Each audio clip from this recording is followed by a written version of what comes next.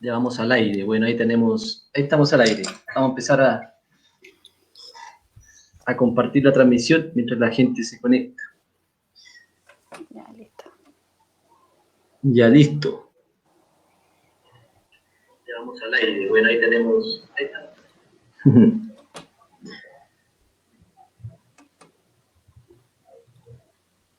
Ahí está llegando la gente. 5, 6 personas, 7. ¿Quién da más? Ahí está Luis Carlos. Hola, Luis Carlos, ¿cómo estás? Luis Carlos, usted lo conoce, ¿no? Luis Carlos, el bajista de Yari. Sí, pues. Sí, de Yari, obvio. Sí, hola. Lo conocí allá en Valparaíso, ¿no? Valparaíso. Darío Monsalve. Hola, Darío, ¿cómo estás? Bienvenidos y bienvenida a todos los que se están conectando. Súper bien, ¿cómo están ustedes?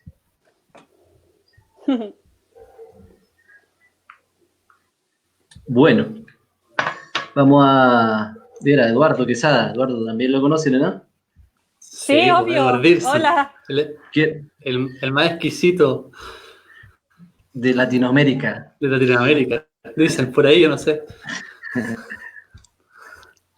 Eduardo Quesada. Bueno, Eduardo también está viviendo en Medellín.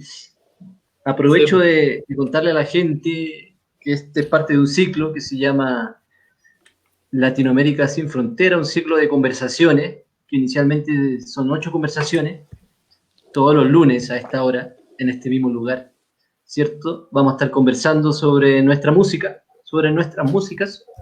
El lunes anterior estuvimos con Oscar Poli, director de la red Sonamos Latinoamérica, por donde se gesta este proyecto y otros que van a surgir este año y que han surgido durante el tiempo, en una conversación bien interesante sobre el presente y el futuro de nuestra música latinoamericana, sobre todo en el contexto de la virtualidad, ¿cierto? Ahí tocamos varios puntos que quizás también podemos retomar en esta conversación, que pueden trazar también, yo creo que van a ser la línea de conversación de estas 8 conversaciones, que es el momento que estamos viviendo, ¿no? El confinamiento, el coronavirus, algunos dicen la reinvención, otros dicen la readaptación, ¿cierto? Otros le llaman crisis, etc.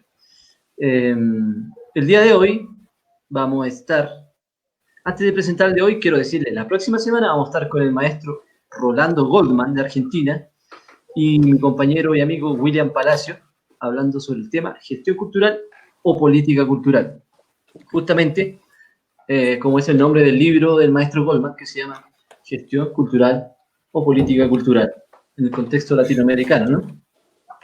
Y hoy es para mí un momento muy especial porque tengo el privilegio, la suerte y el privilegio de haber cruzado camino con Rebeca como con Tomás, ¿cierto? Que son los invitados de hoy. Habernos cruzado no solo el camino humano, ¿cierto? Que es fundamental, sobre todo en ellos dos, también en el camino musical, ¿cierto? Con Rebeca, bueno, ya no voy a contar de dónde es, pero con Rebeca nos encontramos donde estoy yo en este momento, en Medellín, la ciudad de la eterna primavera.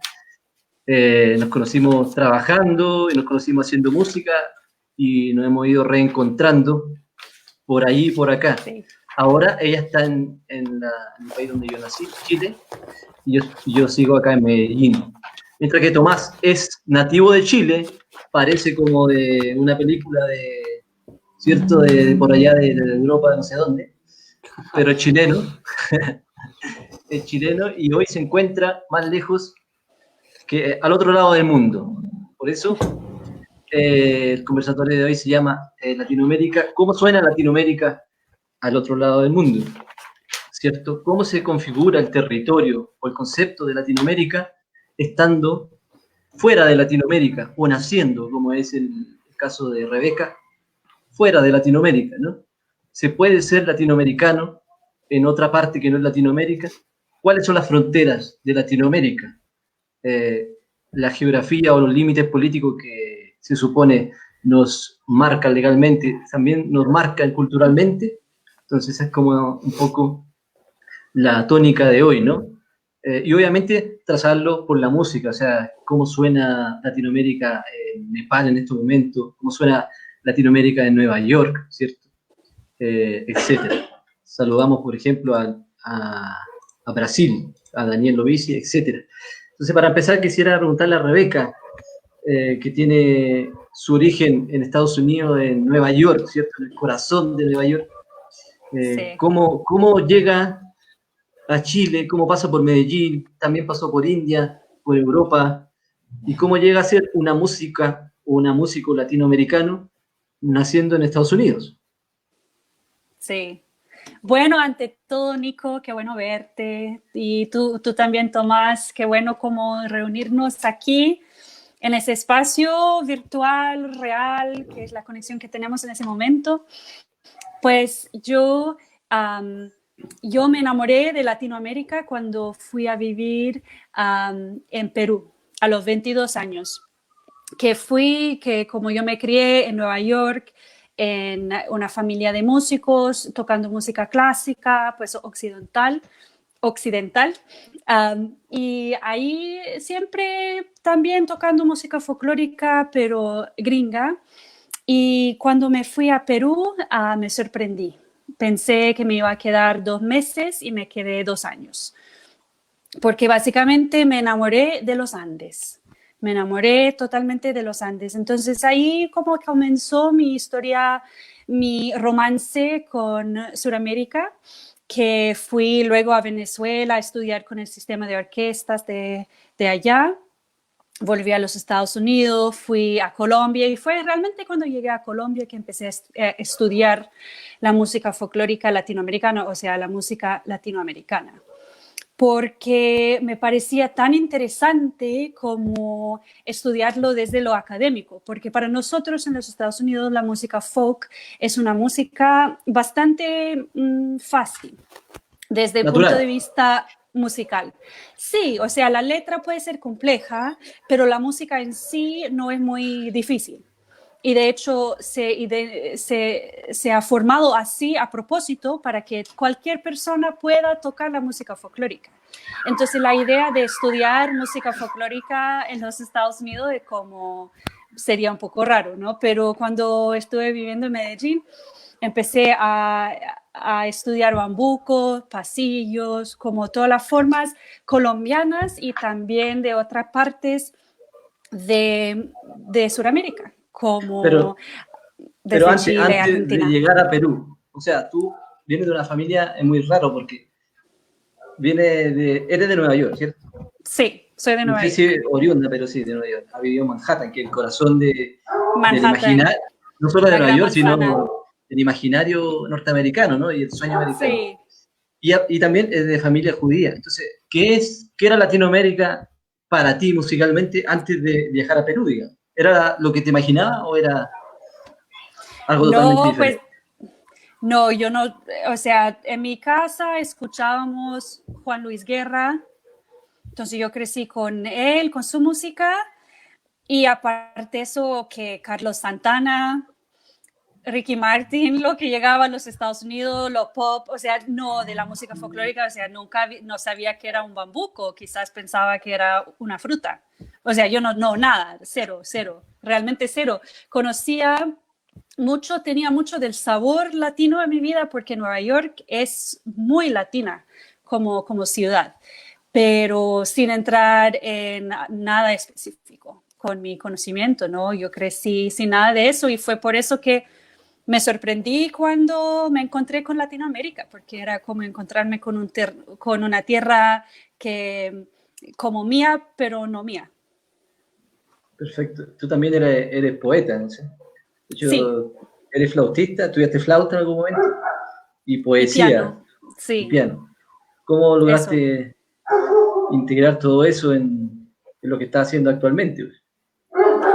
O sea, yo no lo logro integral, nunca. Yo creo que todos los días estoy tratando como de hacer un poco de todo. Y todos los días, yo creo que cualquier artista se puede identificar con eso, ¿no? Todos los días yo digo, que dejé a un lado más la música, dejé a un lado más la poesía. O sea, uno trata de como seguir los impulsos y a veces estoy más en la poesía, a veces más en la música. y a veces más en como la vida diaria y esperando la inspiración también. Entonces, un poco de todo. Y también has tenido la oportunidad de ir por las tierras donde está Tomás hoy en día.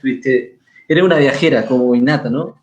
Sí. ¿Por qué ese impulso viajero?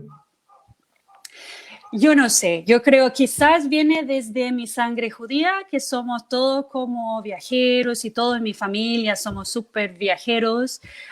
Me enseñaron el término hace poco patiperra, ¿cierto? Yo creo que Patiperrear. soy así. Sí, eso. Y eso, yo soy así, andariega, no sé, me gusta moverme, por eso lo de ahora es algo nuevo para mí. Pero bueno, yo fui a la India y a Nepal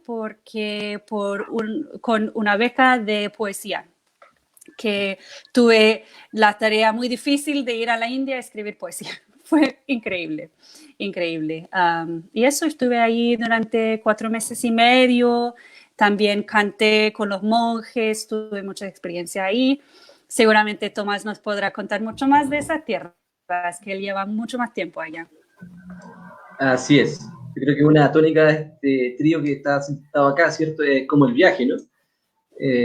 Estamos en un lugar que no nos corresponde, entre comillas, pero estamos compartiendo el mismo espacio cultural, ¿cierto? Que es la música latinoamericana. Finalmente la música, ¿no? Pero siempre trazado por algo que nos identifica y que nos une. Finalmente es un concepto de territorio, ¿cierto? Que se usa mucho en la ciencia social, el territorio cultural y no el geográfico. Entonces me gustaría hablar con Tomás, que nos contara. Con Tomás somos como de la misma generación, incluso yo creo, también es flautista igual que yo, como de la misma escuela musical también, ¿cierto? Pero él tiene una especial fascinación por otras músicas, ¿no? Y de hecho hoy te encuentras en Nepal por alguna razón. Claro. ¿Qué Hola, nos puede decir ¿cómo Tomás? están todos? Gracias, Nico, por la invitación. Bueno, sí, pues yo estoy aquí en Nepal. Me vine a India el año pasado, en febrero del año pasado. Y como dice el Nico, claro, yo académicamente, digamos, me formé en la Universidad Católica en Valparaíso, así en música clásica europea, flauta traversa, pero nunca estuve mucho ahí realmente, sino que siempre estuve más en la búsqueda de lo que me hacía hacer más sentido. Y por ahí mi crianza siempre fue la música latinoamericana, la nueva canción chilena, principalmente, la nueva trova cubana, qué sé yo. Y bueno, ahí, de hecho nosotros nos conocimos creo en la Orquesta Andina, ¿no, Nico? No, ahí fue la primera vez que nos encontramos presencialmente. Sí, Pero yo creo que nos conocíamos, digamos, claro, como nos ubicamos, ¿no? Sí, claro. Pero la primera vez que tocamos juntos o algo fue ahí con la Orquesta Andina, exacto. que es un poco un símbolo de esta mezcla hasta en Chile al menos, actualmente, de esa mezcla de lo académico con lo latinoamericano, digamos, con esta búsqueda de encontrar lo latinoamericano en lo orquestal o no sé, claro. Entonces desde ahí empecé también a buscar por lados menos usuales, que para mí es muy importante este asunto de esta predominancia de los centroeuropeos y hoy por hoy de los estadounidenses también en el imaginario de lo que es lo global. Bueno, cuando uno habla de la música universal, por ejemplo, hoy día todavía te dicen música universal, y eso significa la música de Alemania, la música de Francia y la música de Italia, quizás un poco de España, y esa es la música universal, que es un problema así conceptual gigantesco. Entonces, ¿qué pasa fuera de todas esas fronteras musicalmente? Que está la música latinoamericana ahí también, pero también está la música de Nepal, también está la música de India, que tiene su propia música clásica, la música de Irán, que tiene la música clásica persa, la música clásica otomana en Turquía, Turquía. Hay un montón de mundos que ni siquiera se nombran a la pasada cuando nos forman como músicos en la academia.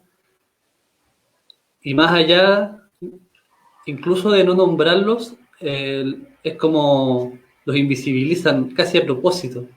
No sé, es una cosa bien extraña. Y un poco, no por eso, pero sí luchando un poco contra eso. Empezamos este proyecto con el MOA, que el MOA es un amigo muy querido que está acá durmiendo al lado. Guitarrista chileno también. Y nos vinimos el año pasado a filmar, a hacer un documental un poco registrando qué es lo que vemos acá, cómo también se recibe lo que hacemos en estos lados del mundo en los que no sabemos nada prácticamente. Y ellos no saben nada de nosotros, más aún. Entonces ha sido súper interesante este año. Hemos estado viajando harto en India y en Nepal. Ahora estamos encerrados hace 2 meses en esta casa rosada.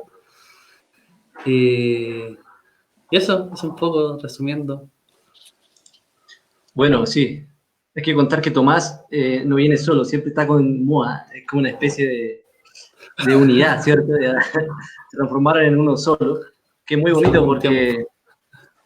porque son un dúo espectacular. Yo les voy poniendo acá algunos links, ¿cierto? Con los proyectos y con las cosas que van mencionando los compañeros, como por ejemplo el canal de Cero Dúo, ¿cierto? Que justamente es un resumen de todos esos viajes que está muy presente en lo latinoamericano, desde los instrumentos, de algunas frases, de algunos timbres, pero también hay presente otras melodías, otros colores que lo hacen muy particular, un dúo muy interesante y que con 2 personas logra demasiadas cosas, digamos. Un lenguaje muy rico desde ese punto de vista. Y me imagino que ahora el dúo se ha nutrido espectacularmente de otras cosas, ¿no? Que como tú decías, estaban invisibilizadas. Sí. O sea, uno las conoce por otros lados. Siempre hay gente busquilla que abre los caminos, ¿no es cierto? Como en Chile hay un personaje que se llama Millapol Gajardo, que al parecer, yo no lo conozco personalmente, pero es el responsable de que la música de India se conozca en Chile. Él viajó hace, no sé, 30, 40 años a India y volvió con cierto conocimiento y todo el mundo hasta ahora que se ha formado en la música india en Chile tiene que ver con él un poco. Y así sucede siempre, con los caminos nuevos que se abren, como alguien con ganas de algo le hace el camino mucho más fácil a otros después. Así es. En el caso de Rebeca, musicalmente, ¿quién te abrió el camino para llegar a ser, de alguna manera, una músico latinoamericana? ¿Quién me abrió el camino? Fue Diver Higuita, mi profe Cantante. de canto. Sí, que es tenor lírico, pero se formó en la música popular colombiana. Entonces fue él que, y extrañamente él era como un amigo muy antiguo de mi tío, que también es músico. Entonces como todo el mundo se iban juntando ahí. Entonces ahí fue Diver. Y luego empecé a aprender de los amigos, como de ti, Nico, y también de Cristian, de Edwin, de Jorge, todos los integrantes de Barro. Eso, y ahí de a poquito. Sí, De Barro es una agrupación que nació como en el contexto de la virtualidad, ¿no? Si bien nace en Medellín, nunca estuvimos en el mismo territorio, entonces a veces cuando poco tiempo que nos lográbamos encontrar, armábamos un repertorio o retomábamos un repertorio, hacíamos producciones audiovisuales, qué sé yo, y logramos cosas interesantes como una gira en Boston, justamente en Estados Unidos, y otra parte ¿cómo se llama? Ya ni me acuerdo. En los Estados Unidos, dice, en Boston y en Vermont. Y en Vermont, claro. Sí, y justamente que ustedes conocieron la nieve de allá. Sí. Exacto. Y aquí en el link estoy poniendo una canción de Rebeca que se llama Jaguar Maki, ¿cierto? Que justamente es como, no sé si resume un poco la impresión de llegar a Latinoamérica, ¿no? Cuéntanos un Sí, poco de Yaguar Maqui. de hecho, sí, la historia de la canción es bonita porque se basó, o sea, se inspiró en una canción country de los Estados Unidos, que pasó como hace muchos años cuando yo vivía en Perú, que yo tenía que viajar a Bolivia cada cierto tiempo para renovar mi visa. Y siempre me ponía música para viajar ese altiplano infinito desde Cusco a Puno. Y ahí se había inventado el iPod Shuffle, ¿no? Que hacías tic, tic, y luego salía una canción.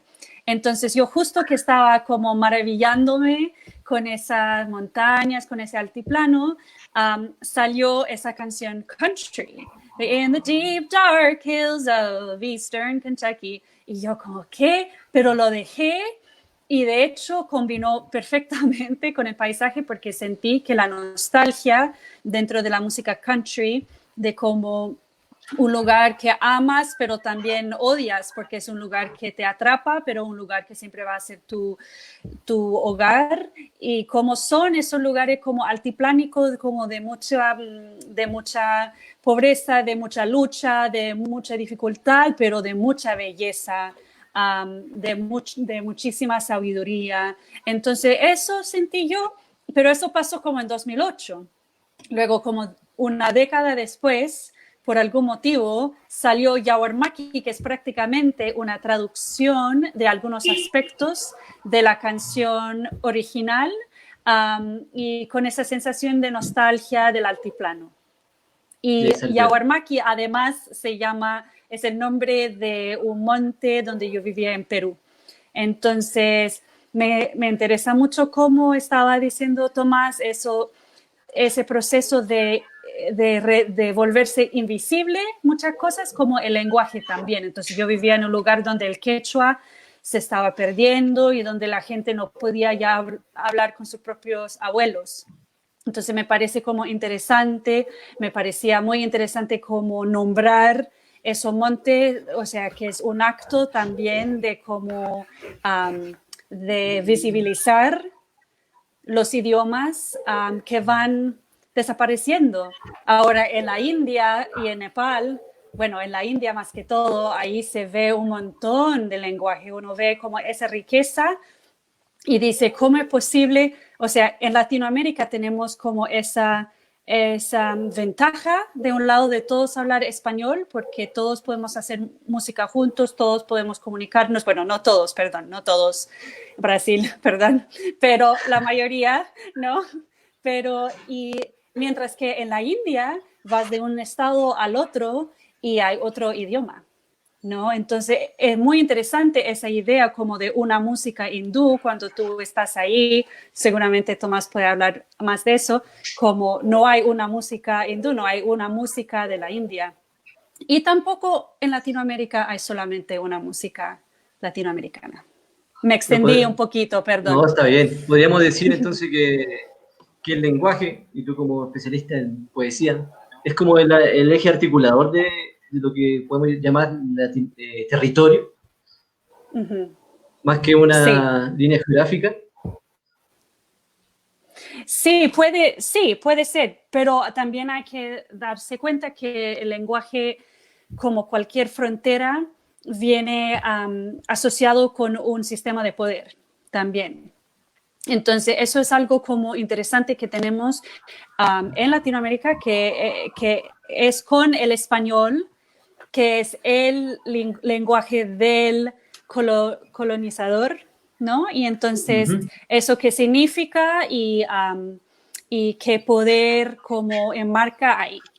Entonces, sí, el lenguaje une, el lenguaje también es para cuestionar, y yo lo digo como gringa, ¿no? Que ahí con el inglés, ¿cierto? Eso. Entonces, eso es lo que diría yo con el lenguaje. Perfecto, bonito. Interesante tema. A la gente que se va integrando, ahí tenemos buena gente, se ha mantenido buena gente, decir que son invitados interesantes, ¿cierto? Como no. Por ejemplo, ahí está Juancho Tambores, que dice, hey Tomás, que chimba verte, una expresión muy colombiana. Juanchito. Una de chimba. Juanji, una chimba. Le quiero decir a la gente que pueden hacer preguntas cuando quieran. Yo estoy pendiente acá. Las puedo colocar incluso en pantalla, si les da pena, como dicen acá, o vergüenza. Me pueden hacer por interno a WhatsApp o por Facebook también. Así que cuando quieran hacer preguntas, bienvenidos y bienvenidas. Antes de seguir conversando de la música, quería hablar un poco de actualidad. ¿Cómo están viviendo el confinamiento en cada uno de sus lugares? ¿Dónde están? ¿Qué han hecho? ¿Cómo han sobrevivido al encierro? ¿Ha sido terrible o no tan terrible? ¿Quién quiere? Levante la mano.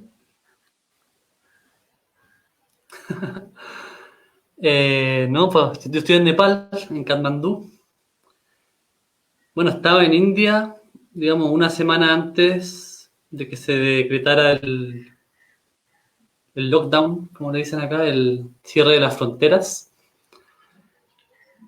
Y me vine para acá porque en Nepal estamos trabajando con una escuela de música que se llama el Conservatorio de Jazz de Katmandú. Y estamos enseñando aquí.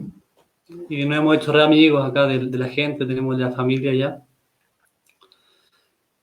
Y llegamos y 3 días después ya no se podía salir, no se podía ir a la escuela. Así que nos quedamos acá en la Casa Rosada hasta hoy día. Llevamos como 2 meses. Y nos quedamos con un catalán que enseñaba bajo en el conservatorio. Y nos pusimos a hacer música, nos pusimos a componer, nos pusimos la meta de grabar un disquito de cuarentena. Y compusimos hartas cosas, pero él se fue hace 2 días, 3 días a Cataluña de vuelta, así que está pendiente de la grabación. Pero ha estado creativo al menos. Yo Un creo que encierro dentro de creativo. la... ¿Ah? Un encierro creativo. Sí, sí. Y a mí no me molesta mucho esto de no salir. Yo soy medio ermitaño normalmente. Entonces, Pero, hablando como muy personalmente, no sufro mucho al respecto. pero sí ha sido complicado el tema de volver a Chile. O sea, tú estás intentando volver a Chile y hay bastantes dificultades con eso, ¿no? Claro, teníamos un pasaje porque nos ganamos un Fondart con el MOA y teníamos vuelta a Chile el 15 de mayo, que es pronto. Pero ese pasaje se canceló, como todos los pasajes en el mundo. Y ahora, en este momento, está sucediendo un operativo de repatriación de los chilenos en Asia. Un avión que va a salir de Singapur. Toda la gente tiene que llegar de alguna manera a Singapur y ha sido una locura. Estuvimos participando durante varios días, haciendo lo que había que hacer y al final ayer decidimos bajarnos de la operación y esperar porque está muy, muy incierto todo y ahora estoy tranquilo al menos. Perfecto. Y Rebeca, que partió en Nueva York, se fue para India, fue en Europa, Medellín, India, Europa, Perú, Medellín y terminó en Chile, ¿cierto? ¿Cómo ha Sí, sido la cosa? parece. Valparaíso, Río Bueno. ¿Cómo está pasando la cosa por allá? ¿Cómo se siente el clima del confinamiento? Bueno, aquí lo positivo es que estamos en el campo, básicamente. Entonces, eso nos da como un privilegio enorme porque tenemos aire libre, tenemos castaños, tenemos varios árboles, tenemos animalitos. O sea, nuestro mayor problema es que una de las cachorritas está robando los huevos a las gallinas, para darte una idea. O sea, nos sentimos como que nos sentimos realmente en un privilegio enorme.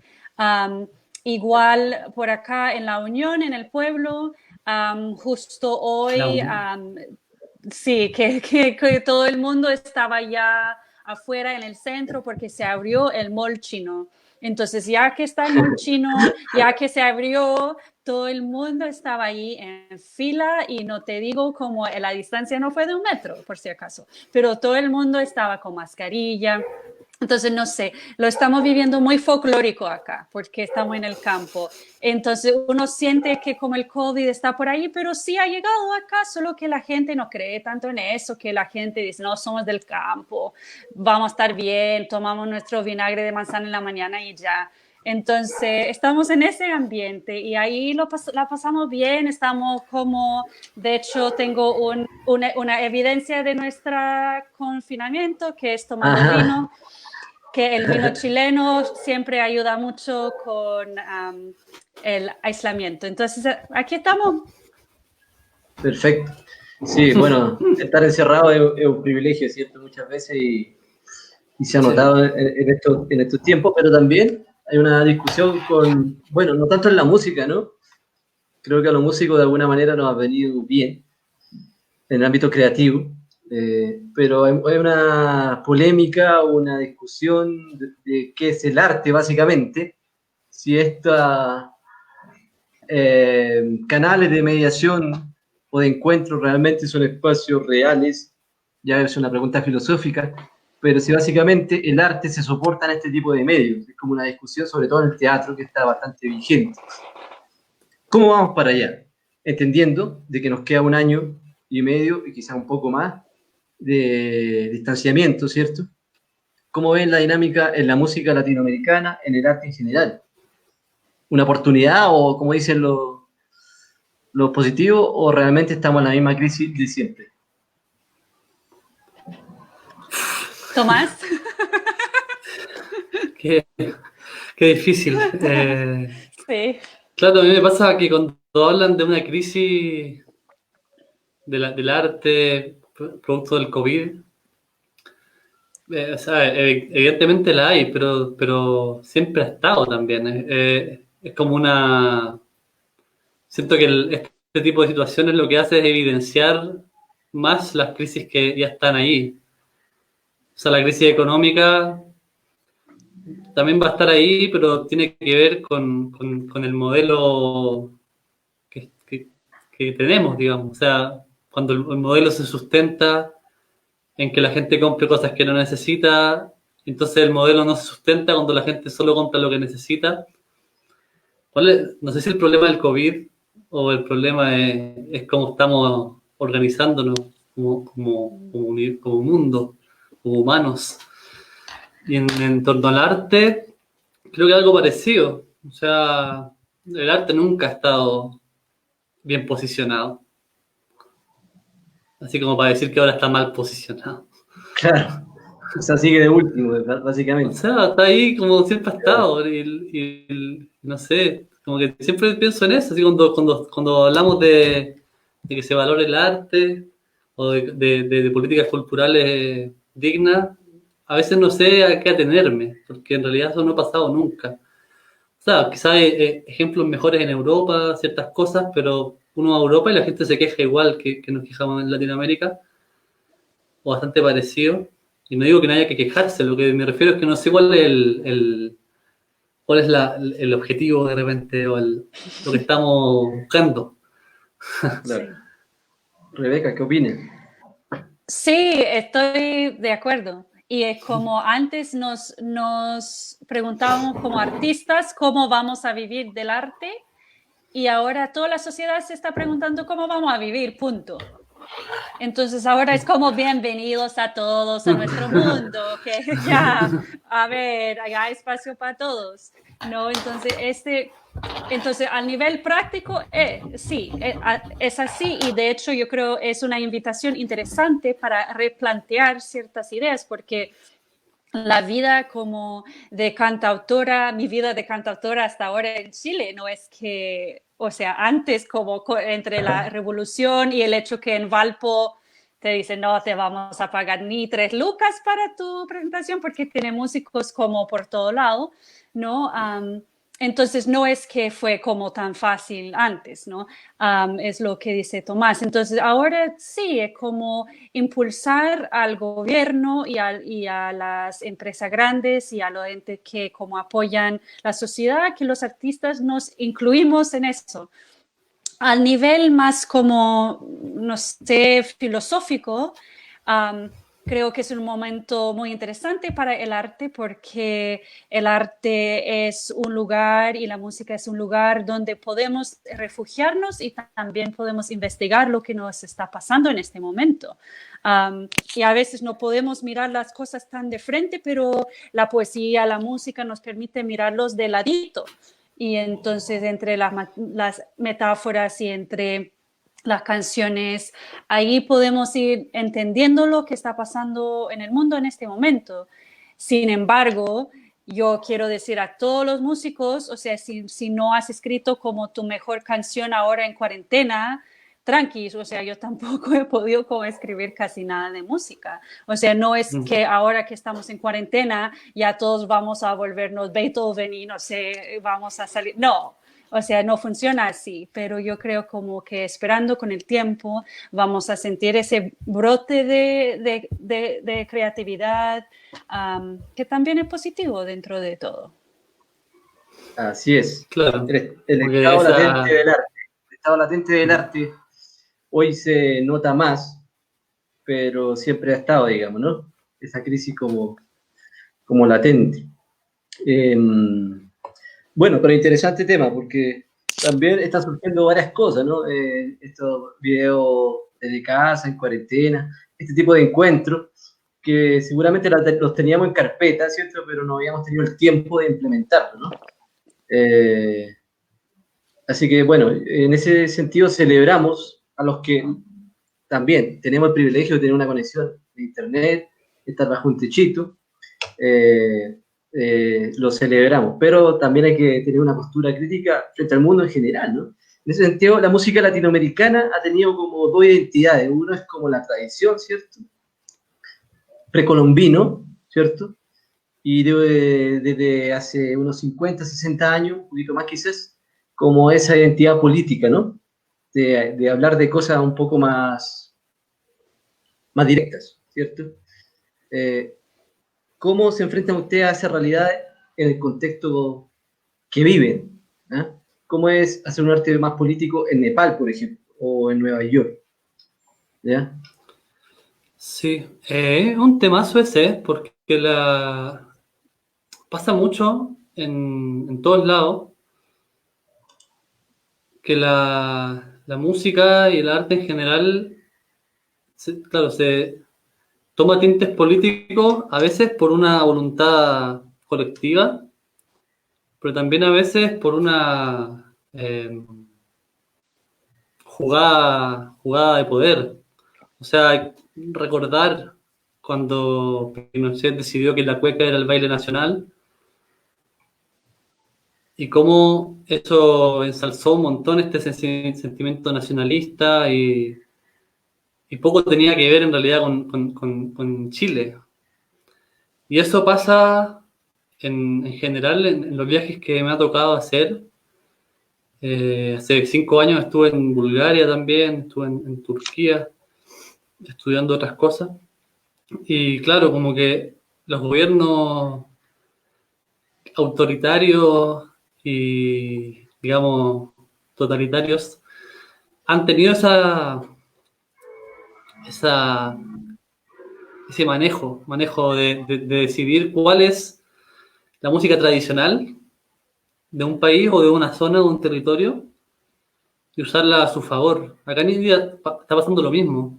En India, con el presidente que hay, que se llama Narendra Modi, íntimo amigo de Trump, íntimo amigo de Netanyahu en Israel, íntimo amigo de los de los grandes, de los bajos. Claro, está decidiendo un poco lentamente qué es lo que es India. Y India, históricamente, es diversidad absoluta, o sea, una locura la cantidad de cosas que hay en India, como para hablar de algo indio. Ni siquiera decir hindú ya es incurrir en un error, porque India tiene cientos de religiones Y cuando uno habla de hindú, habla de la religión hinduista, y que es justamente la que él está impulsando como representante oficial en desmedro de todos los musulmanes, en desmedro de todos los sikhs, en desmedro de todos los... Y para eso usa la música mucho. La música lo usa como arma y de esa manera se gana a un montón de gente. Entonces, es más complejo de repente como que decir que la música siempre está como un servicio político del pueblo. En realidad, muchas veces al revés. Porque tiene que haber una voluntad muy, muy expresa del músico, del artista, en cierta dirección para que justamente la música tome otro rumbo que el que quiere el poder político. Así es. Y Rebeca, Sí. ¿cómo esa identidad política de la música latinoamericana, también desde el punto de vista Sí. que lo ve más? Entonces, ¿estáis preguntando como sobre la música política latinoamericana o como cuando lo hacemos en Nueva York? ¿Es como más desde Norteamérica o desde Sudamérica? Desde Norteamérica. Desde Norteamérica, sí, porque la cosa distinta en Norteamérica es que no tenemos música tradicional.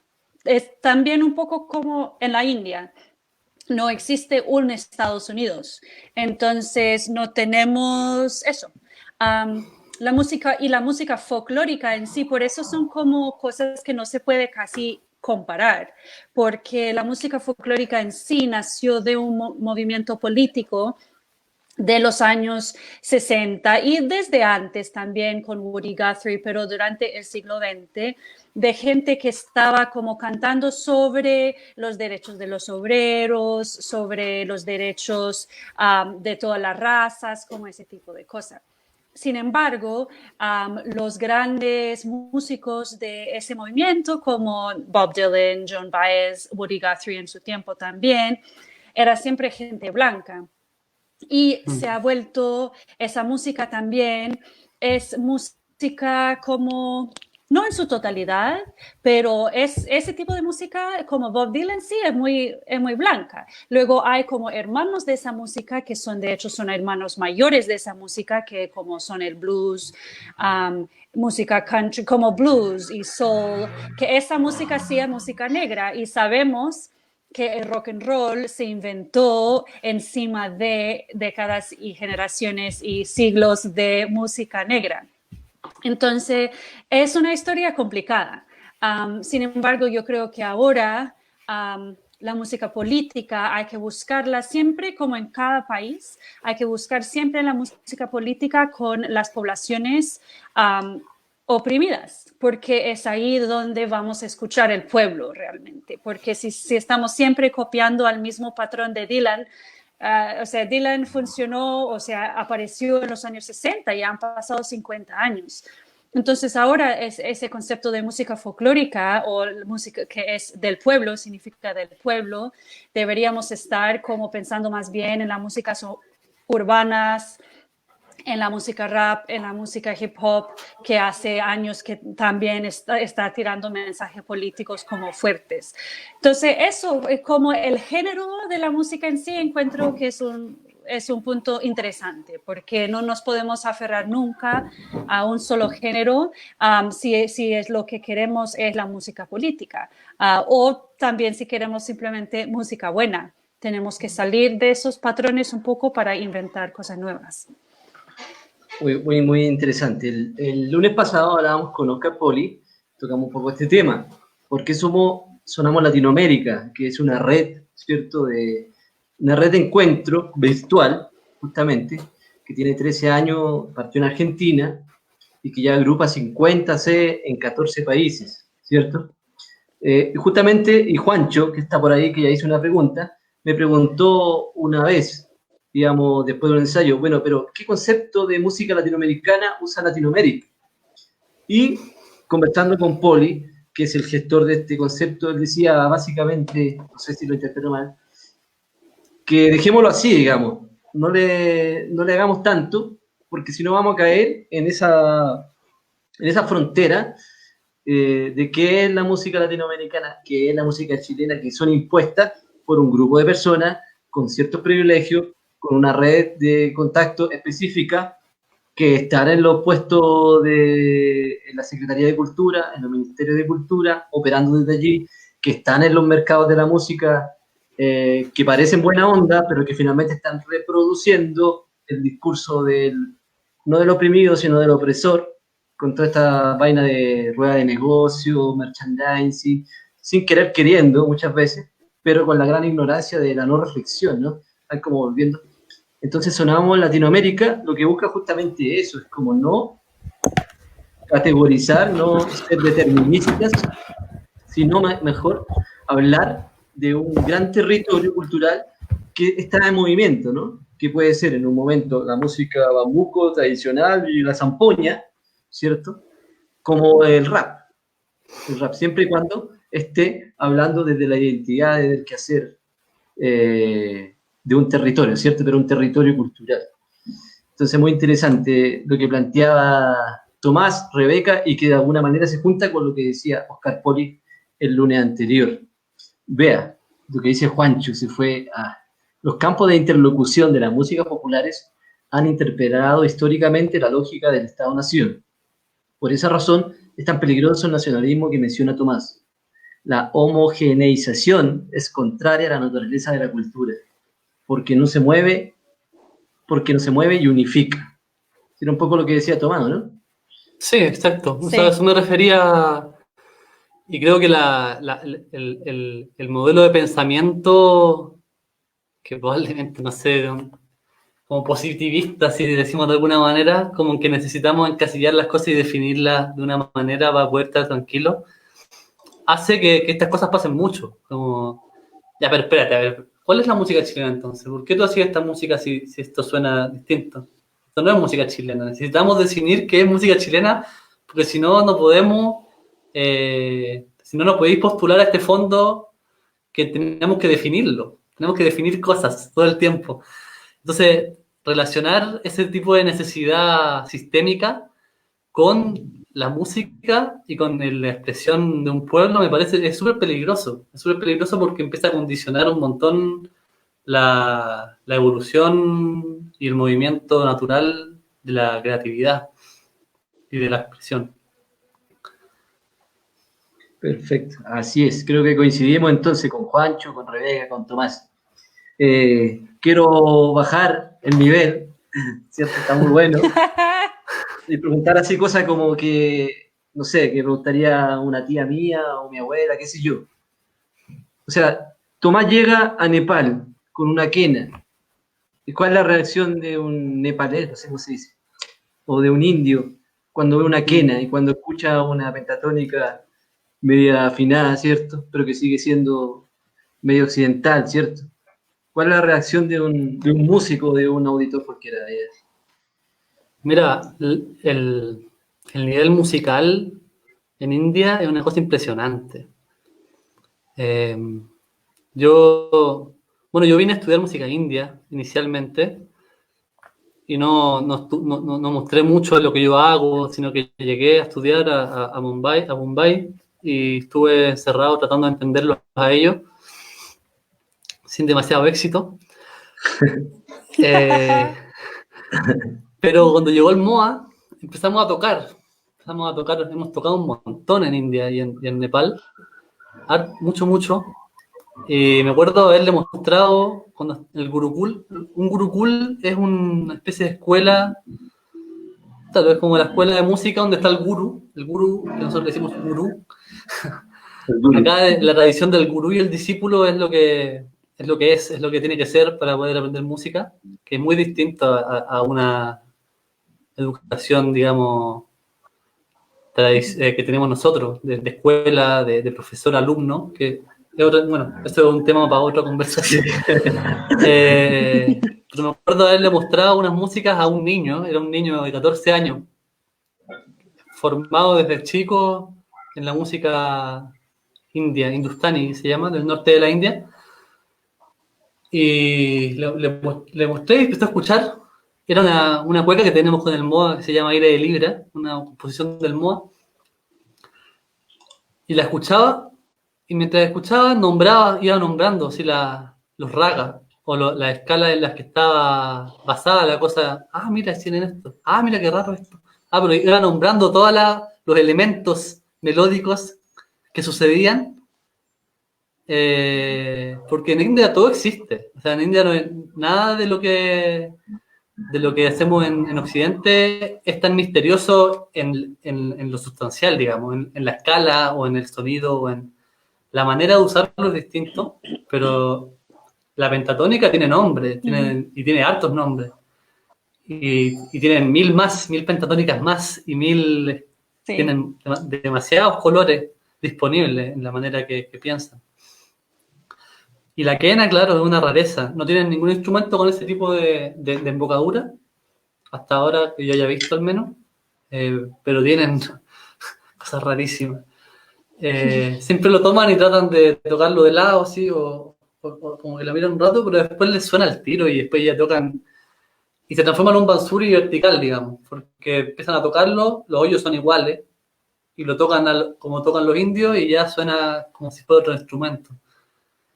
Y es hermoso eso, porque eso, yo siempre hablo de que un instrumento musical no es solamente el objeto, sino que es toda la cultura que lo sostiene y toda la historia que lo respalda. O sea, un pedazo de madera con hoyo puede ser muchos instrumentos. Depende de quién lo toma y qué haces tú con eso. ¿Cuál es la historia que te moviliza? Exactamente. Poli decía la semana anterior, no hay un charanguista, hay muchos charangos como muchos charanguistas, como cada uno de... Claro, si lo quieres así sí. como tirar de esa manera, es totalmente. Sí. Y Rebeca, cuando tú vas de nuevo para Estados Unidos, ¿cierto? Y vas a Manhattan. Disculpa, ¿Sí? creo que el Poli, yo escuché esa entrevista y creo que habló de instrumentos sonoros, ¿no? A mí me gustó eso.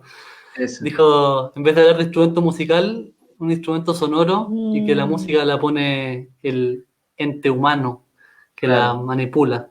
Eso me gustó de la entrevista, sí. Rebe, yo fui un poco testigo de lo que pasa, pero ¿qué pasa cuando uno llega a Manhattan con las ampoñas y con la quena y el ponchito? El imaginario, ¿cierto?, de la música latinoamericana o la música latinoamericana. ¿Qué pasa ahí? Bueno, primero te piden Todo Cambia, siempre. Es la canción que todavía yo he tocado esa canción en funerales, matrimonios y nacimientos. O sea, en los Estados Unidos es como Todo Cambia, es como una droga. Bueno, aparte de eso, sí, siempre se fijan mucho en los ritmos, pues dicen, wow, ese landó, qué difícil, y tratan y yo los entiendo porque soy uno de ellos. Es como nosotros, como de allá, escuchamos un landó y intentamos de como contarlo, y dónde, y también, o sea, cuando tocamos la vaca mariposa, que está en 5, o sea, los estudiantes de jazz tienen esa relación con algo que está en 5, pero es todo mucho más académico. Entonces, los músicos de los Estados Unidos que no son latinos, que no conocen ese tipo de música, sí se fijan mucho en lo rítmico y dicen, wow, y entonces cómo se cuenta eso, y la cueca y el bambuco, etc. Para la gente que no son músicos, yo creo que se emocionan muchísimo. Hay algo con el español cantado, que es como mi propia familia me ha dicho que ellos prefieren cuando canto en español que cuando canto en inglés. Que es como que no me entienden cuando canto en español, pero bueno, ok. Pero es como hay algo, volviendo al tema del lenguaje, hay algo del español cantado, no sé si es algo del idioma o si es porque están escuchando esas melodías que son distintas, que si llegan más directamente al alma. Lo que sí es cierto es como esa combinación de la música latinoamericana que tiende, bueno, aparte obviamente en las canciones como de Silvio, etcétera, que como los trovadores que tienen miles de letras, pero en la mayoría de la música latinoamericana que yo he tocado, la letra puede ser muy sencilla, pero es una poesía y como llega a la gente, aunque no lo entienda. Y cuando escuchan como la cigarra, se vuelven locos y no saben lo que está diciendo ni siquiera. La poesía, y eso es la cosa interesante. Cuando sí saben qué dice, obvio que se vuelven locos, pero hasta la gente que no lo entienda. Y eso es la cosa con Todo Cambia. Todo cambia. Mis amigos me dijeron después de que Trump ganó la presidencia, solo podían escuchar a Todo Cambia. Y lo chistoso es que no saben ni siquiera qué significa Todo Cambia. O sea, entonces es algo trascendental que tiene la música latinoamericana, que yo creo que tiene que ver también con la cultura latina, que a las culturas más, digamos, para decirlo así, más frías, o las culturas menos latinas o menos corporales o más intelectuales, yo creo que es la relación de mente y cuerpo también, que la música latina tiene muchísimo cuerpo, como la cultura latina.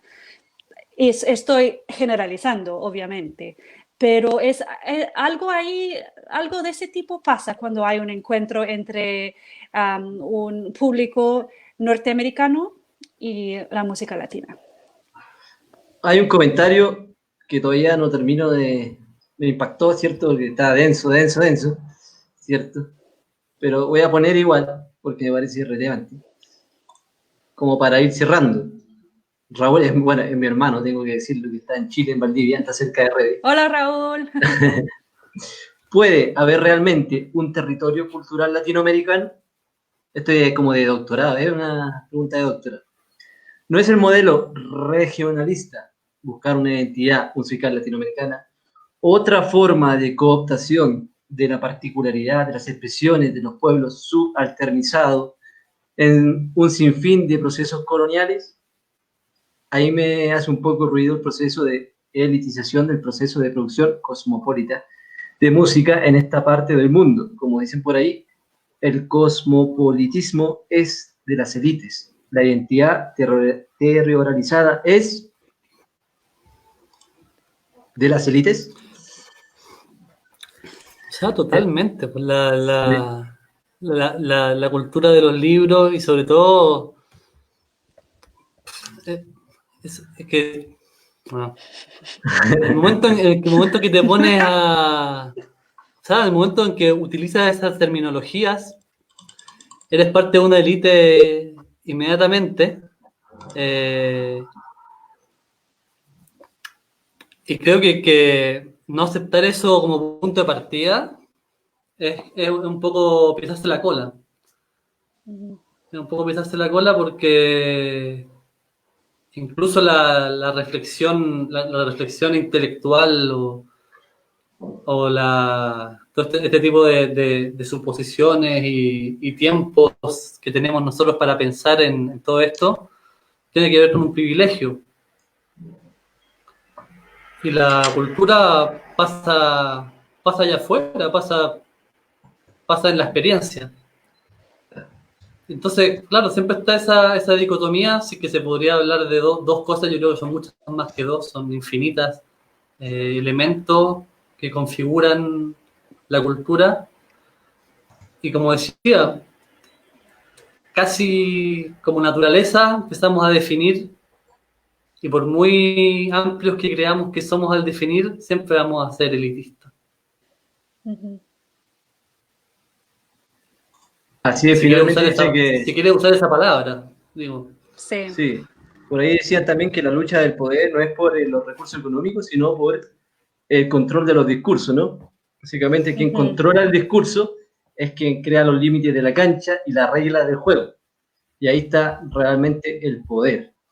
Esta ciclo que se llama Latinoamérica sin frontera justamente tiene como esa intención, como de reflexionar no solo de lo que es Latinoamérica, sino también de lo que estaba o de lo que se supone que es Latinoamérica, ¿no? Y por eso me parecía muy interesante invitarlo a ustedes, porque hemos visto que lo que se piensa que es Latinoamérica puede nacer en muchas partes, ¿no? No necesariamente bajo el concepto o los conceptos o las definiciones que consideramos o que estaban ahí como fijas, ¿no? Y básicamente es una cosa viva que está ahí construyéndose día a día en la virtualidad, en la calle, en la academia, pero también no en la academia, ¿cierto? Entonces, eso. Para ir cerrando, Rebeca, ¿qué le gustaría decir? ¿Qué es lo que viene? ¿En qué anda? ¿Qué proyecto? La vida, ¿cuándo se casa? Proyectos grandes, proyectos que para no sé cuándo. No, sí, estamos, bueno, con mi pareja Paulo, que él es bailarín y es coreógrafo, estamos organizando una producción que es la segunda versión, ya hicimos la primera versión de Encuentro de Artes Escénicas en Espacios No Convencionales. Hicimos la primera versión en nuestra casa, la segunda versión ojalá va a estar en la estación de trenes de La Unión. Y es una obra que une la danza y artes escénicas y música en torno a los arcanos del tarot. Entonces tú vas caminando y vas encontrándote con tus cartas. Hicimos los primeros 12 arcanos en la primera versión, ya vamos a hacer los otros y yo voy a hacer la música para la emperatriz. Entonces, en este momento estoy haciendo una investigación sobre la emperatriz de las cartas de tarot. Es algo muy distinto y no tiene nada que ver con la música latinoamericana, pero lo estoy haciendo en Latinoamérica. Entonces, ahí sí. Aparte de eso, estoy componiendo y tratando de componer y ahí escribiendo y tratando de escribir y eso, me siento en la misma incertidumbre de siempre entre cómo publicar, grabar y todo, pero eso, ojalá con De Barro vamos a hacer algo pronto, algún videíto, entonces ahí con los proyectos y aquí estoy en Chile hasta nuevo aviso. Obviamente. Hasta que se acabe el vino. O sea... Sí, hasta que se acabe el vino o el virus, ambos. Claro. Que se acabe el virus primero. Sí. Bueno. Tomás, ¿qué viene? ¿Vuelve a Chile o no vuelve? ¿El dúo, la Orquesta Andina, el café o sigue? ¿Dónde sigue? Sí, está difícil proyectar cosas en este momento. El plan inicial es ir a Chile pronto, cuando se pueda. Pero en realidad yo al menos, y creo que Moa también, por lo que hemos conversado, no tenemos intenciones de volver a quedarnos en Chile por ahora. Vamos a grabar un disco que nos queremos fundar, estamos trabajando en este documental, cada uno con sus proyectos también, con sus cosas, con sus estudios. Y trato de no pensar mucho en lo que voy a hacer pronto porque todo se puede destruir en 2 horas. Ya ha pasado mucho. A mí me gustaría como dejar una pequeña como reflexión en el aire. Sí, señor. Que viniendo para acá es súper bonito. Bonito me refiero, bueno, es interesante darse cuenta como muy empíricamente de cómo esta hegemonía europea, digamos, occidental, le decimos a esta cosa europea, de Europa Central, ¿no es cierto? Y Estados Unidos ahora, cómo ha generado realmente y absolutamente objetivamente un eje mundial que es innegable y cómo todo se entiende a partir de eso. O sea, cuando nosotros estamos en Chile no sabemos nada de esta parte del mundo y cuando estamos en esta parte del mundo no sabemos nada de Chile, ni de Sudamérica. Exacto. Entonces todo pasa por este filtro unánime y necesario de lo europeo y lo gringo. Entonces todo lo que entienden ellos de nosotros, o sea, cuando nosotros decimos América, ellos entienden Estados Unidos, acá. Sí. Y nosotros con el MOA decidimos ser así muy desagradables todo el tiempo y sacar un mapita así. Buena. Y empezar a decir, mira, América es todo esto, Estados Unidos es esto. No sé, hacemos una clase cada vez que podemos, aunque les moleste, porque es una cosa increíble, y que yo sé que no es culpa, no es una culpa así como una responsabilidad individual, sino que es una cosa cultural en que hay una cosa que hay que saber y que es lo que pasa en cierto lugar del mundo, y de ahí tú puedes tratar de entender lo que pasa en otras partes del mundo. Pero es como que las cosas en sí mismas en otros lugares no tuvieran valor, y musicalmente pasa lo mismo. O sea, si vamos a entender la música india, entonces primero deberías saber un poco de música clásica, ¿no? O si quieres aprender un poco de no sé qué, entonces primero deberías saber esto otro. Académicamente pasa lo mismo, los autores europeos o con formación de paradigma europeo, en todos lados van a ser mucho más valorados que la gente que se tiene más a sus propias tradiciones. Entonces es súper triste, pero interesante verlo estando en los dos extremos, como darse la vuelta por el eje hacia el otro lado y ver que es básicamente lo mismo. Somos pueblos colonizados territorialmente, culturalmente, con distintas características, pero básicamente somos bastante parecidos en nuestra historia, en algunos aspectos. Sí. Perfecto, muchachos. Rebe, estamos en contacto. Sí, creo. Eso. Estamos en contacto, Niquiño. Que esta charla debería terminar con un video, ¿cierto? Tocando.